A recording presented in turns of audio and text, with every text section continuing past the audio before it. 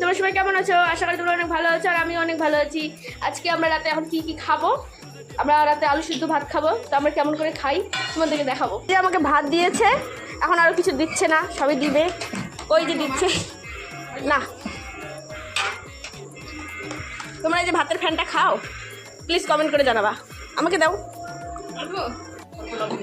নমক। এটা আলু ভাজি নিলাম অল্পটুকু। এটা এটা হচ্ছে বাদামের বাটা। তোমরা খাও কিনা কমেন্টে জানাবা। হ্যাঁ, আমরা খাই, আমাদের খুব প্রিয় জিনিস এটা।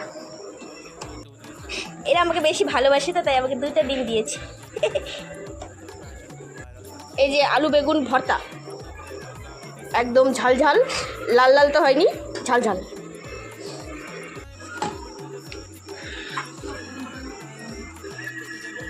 টক হয়েছে, টক টমেটো দিচ্ছে। তো তোমরা কি কি খেলা কমেন্ট করে জানাবা, ঠিক আছে?